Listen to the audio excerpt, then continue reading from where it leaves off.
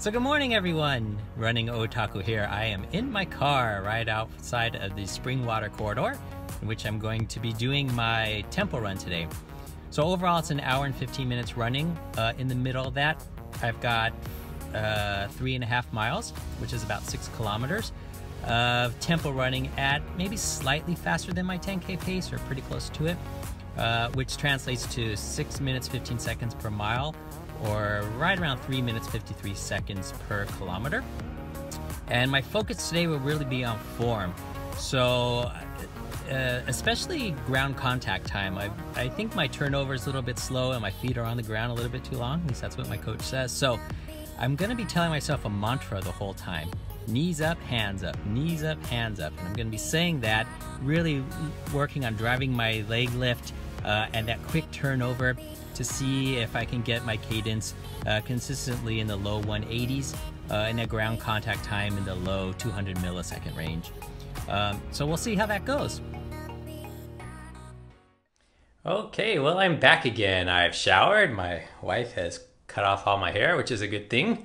And I shaved too, so I'm presentable. I thought what would be interesting is to compare my run today to a similar run I did on Christmas Day, so a couple of weeks ago. So let's take a look at that right now. Let's see, on that day, December 25th, my weight, 140 pounds or 63.6 kilograms. I ran a distance, my tempo part of the run was 3 miles or 4.8 kilometers. And you can see my pace here. My wattage to 272 watts. Horizontal power was 76.8. So again, that's the percent of my total power that I use to propel myself forward, and the higher the number, the better. My cadence was quite high then, 185 steps per minute. My heart rate is 175. That looks high, but I actually have a high heart rate, especially for my age. I think my maximum is around 195, something like that. So 175 is probably just below 90%.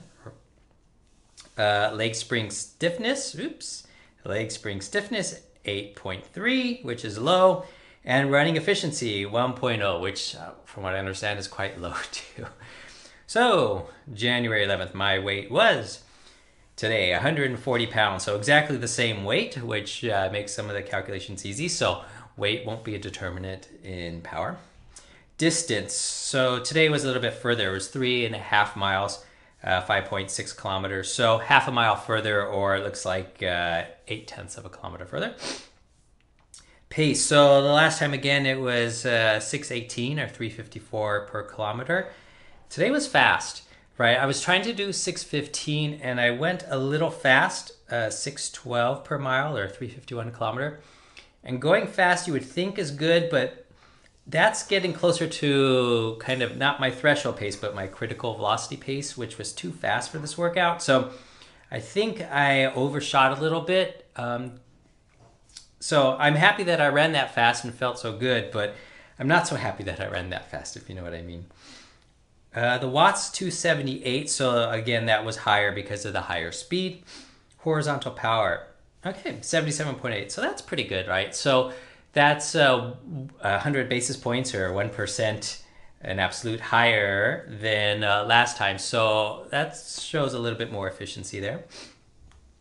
Cadence, 188 steps per minute. And if you recall, what I said in the car was I was really working on cadence and the ground contact time. You know, I was saying, what was I saying? Hands up, knees up, hands up, knees up. And it worked. 188 steps per minute is quite quick, actually. And I didn't put my ground contact time here, but it was pretty good. My normal runs are like 250 milliseconds, so like a quarter of a second. But today it was right around 210 milliseconds, which is what I wanted. It's really low. The heart rate, so 3 beats per minute faster than on December 25th. And again, this is probably just over 90%, I would say, of my maximum, which is indicative of probably 10K effort, which is what this was supposed to be. Leg spring stiffness, so still no improvement there, 8.3. I think I'm gonna need to double down on plyometrics or box jumps or jumping rope, something like that, I think, in order to increase that number. And then the running efficiency was not very efficient, 0.99. which I understand is actually quite poor and worse than before. So even though I ran faster and put in more wattage, my running efficiency, which again is a ratio of the speed or the pace in the numerator, and then the denominator, it's power to weight ratio or watts per kilogram. And since my weight was exactly the same in both tests, the overall efficiency was lower even though I had a higher power. So I'm not quite sure what's going on there. It could be an anomaly. It could be that actually 188 steps per minute isn't so efficient. Could be all sorts of things. It's too hard to tell with just really 2 data points here. But that's the good thing about collecting data. Over time, I'll start to see trends and I won't have to guess so much. Okay, so a couple of things. One, my weight. So if you saw in both the run on Christmas Day and the run today, it was exactly the same. And I think I want to drop a little bit of weight, not too much. When I was racing in high school, I think I was about the same height. And I was about 130 pounds, which is 10 pounds lighter, or what is that, about 4 kilograms, just over 4 kilograms lighter than I am now.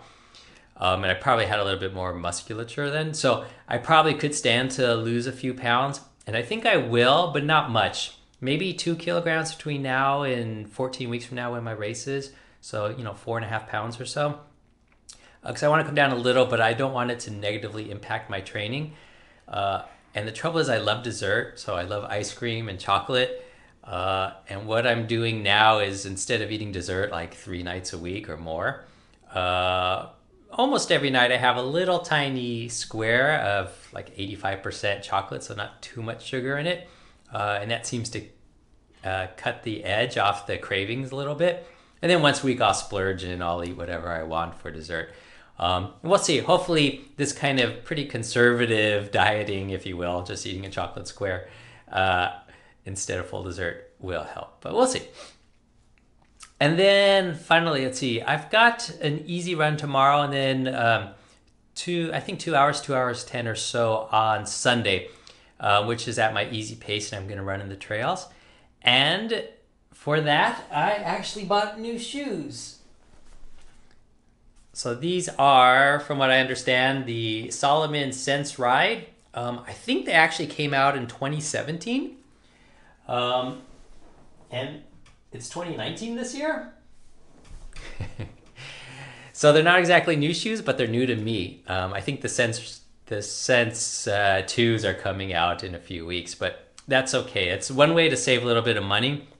Instead of spending 130 US, I think that was about $85 for getting last year's model. And we'll see how it goes. I'm not much of a trail runner, but these are pretty flexible. I think they'll serve me well for my easy runs in the trails.